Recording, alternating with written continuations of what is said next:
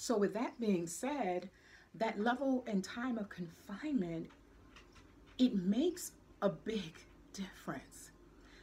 For example, some people believe that those have been incarcerated a long time. Let's say I know of individuals that have been incarcerated 10 years, 11, 12. Doesn't necessarily mean that that individual will not be able to be successful, but it does mean that that individual has been away for so long that they will need to gradually step back into society. That also means they're going to have to gradually step back into the relationships that they've been out of. Some people have passed away while he or she were gone. Children left when they were 4, now they're 14, now they're 24. So there's a lot of different dynamics of stress that this individual is faced with day one. Day one. Here's the problem. A lot of times they don't tell you what they're going through. One could be pride. Two could be that they feel like maybe you won't understand. And for some people, we don't understand. All we know is you're home. And all this time you've been gone, you said you were going to do this and you said you were going to do that, so get to it. I'm just being real. But I'm telling you this. I'm giving you a heads up. I'm giving you this information and knowledge so that you can be aware this time when they come home or if they're already home. But when you see that they're quiet, and they just got this faraway look in their eyes and not really talking much sometimes, and you ask them what's wrong, ain't nothing wrong. Nothing. I'm good. Trust and believe. There's something going on. And one of the things that I try to help individuals to do is to begin to communicate what's going on with them. Now, you or I may not understand what they're going through in that moment, because unless you've experienced incarceration, addiction, and some other stuff like that, you don't really know what they're going through. You have no clue. And you can't understand it. It's hard to empathize with somebody and you have no clue as to what they're going through. So I just want to give you a little bit of information so that you can have some wisdom, something to work with, to know how to pray, to be patient. Because patience, yeah, you're going to need that.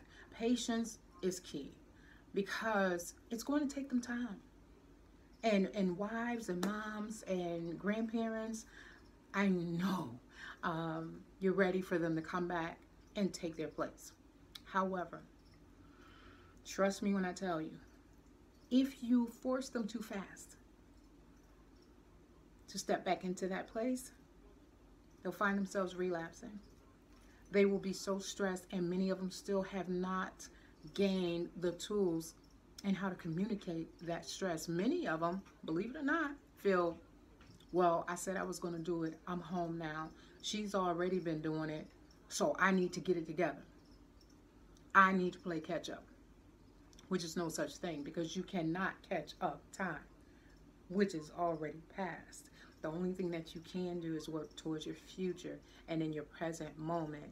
But many times in their mindset, they think I need to play catch up. And for some individuals, playing catch up means this. I'm going to look for a job. Okay, I get a job. Now I got to do this and I got to buy this and I got to step back into my role. And well, sometimes it doesn't work that way. As we all know, the average person looking for a job, it takes us time and time and time again to apply, time and time again. Sometimes we hear back, sometimes we don't. And that's people with degrees. So imagine an individual who has a history of incarcerations, felonies, all right? It's so much more difficult. And it's not just that, because there are a lot of places now that are hiring people with felonies. However, it's the mindset of the individual. If that person believes that nobody will hire them, or better yet, they won't be able to get some type of job where they can provide for their family in an effective manner, making enough money to do so, what do you think they're going to do? They're going to go back to whatever it is or whatever it was that provided the money for them in the first place, even if it's in a negative way, even if it's in a way that could possibly send them back to prison. Many of them, that's what they do due to the stress, right? And of course, we don't think about that. We don't think about that as family, as friends, you know, loved ones are happy to see them home. We don't think about that. But they're thinking about it. Believe it or not, they don't want to go back to prison. I know, right? Some of them, maybe they're not quite ready. But 9 times out of 10, they don't want to go back. They don't want to re-experience that. They don't want to be away from their children again, or their wives or significant others. They don't. However, if they don't have a circle of support around them, with them, if they don't learn how to change how they think about life, if they don't learn how to change their thinking, if they don't learn how to communicate what is going on with them, the stress will cause them to do some things that can lead to some negative circumstances, and then you're back to square one. But this time, it's more time away. And as we know, the more times you return to prison, the higher those bids get. Maybe it was 1 year before, maybe it was a year, you know, maybe it's 13 months, and then next thing you know, it's 5, right? So, family, friends, patience, prayer, all right? Prayer. And speaking on prayer, there's some of us that are spiritual, some of us that are Christians or whatever, we have a spiritual belief. And even for many of us, it's difficult. You think it's any different because we're Christians and we believe in God and we pray? Not really. Because here's the thing, reality is reality. Yes, I've been praying for you. God is good. Won't he do it? You home? Great. However, we can still be impatient. We still want you to pick up and jump back where you left off and take care of your responsibilities. And a lot of times we may get angry with God. Lord, I don't understand. You know, he's been home for a year, you know, and he said he was going to do this. You know, and now he's mad at me. And you're having arguments and stuff like that. I will tell you, family, wives, significant others, even children of those. Okay, my dog, Sela, she got to get in here. I will tell you this. Pray. But above all things, wisdom. Sometimes, not saying anything. Not saying a word is good. Right? Sometimes, that's what it's all about. Giving them a moment. Giving them time up to adjust. And I think the more you get this information, the more information or knowledge you get, then it'll help you in that relationship. And I will continue to do a variety of different things, reaching out to you all, because I know it's hard for you. I know it's hard for you. There's been a big void in your life, a huge void.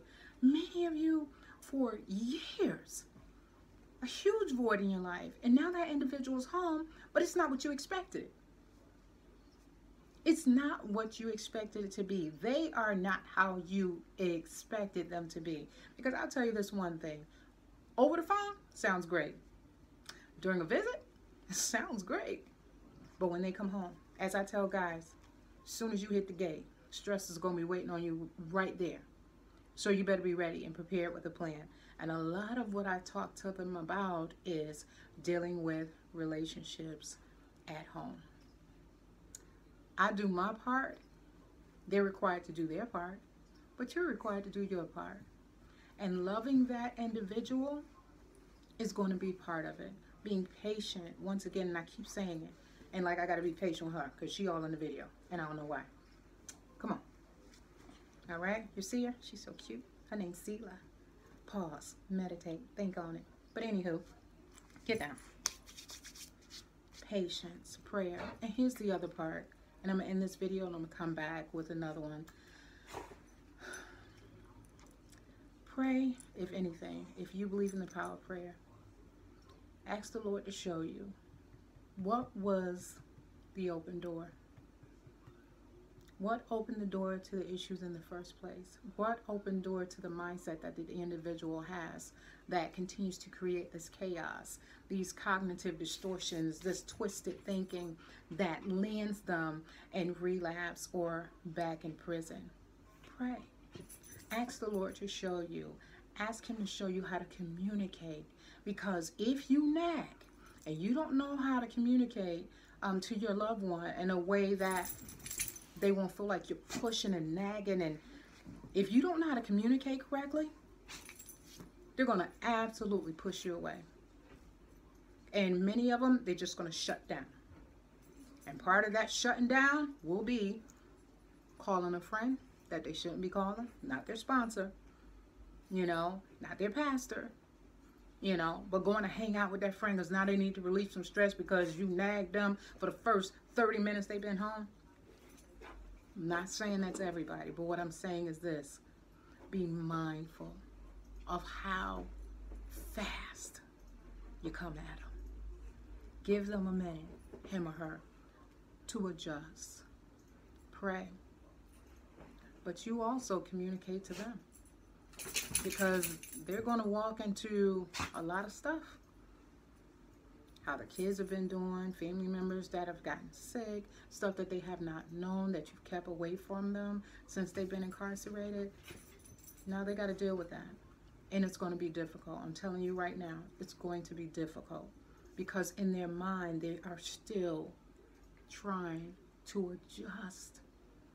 For many of you that don't know, even just to hear prison doors close, right? You don't understand what that has or how that has an impact on the psyche. Certain lights being out, even when they call a child to go to dinner, a variety of things like that. They don't lose that just because they came home. It's still in their psyche. The living arrangements, everything, people. I can go on and on about this, but I will not, because I want to keep this video short so you can remember what I'm talking about. So I'm going to end this video with this. Loved ones, family, friends of those just now coming home, haven't come home quite yet, you're still waiting on them to get home, they may be in a halfway house, please be patient. Be patient. Be prayerful. Use wisdom. Give them time. Don't enable. I ain't saying that. But give them time.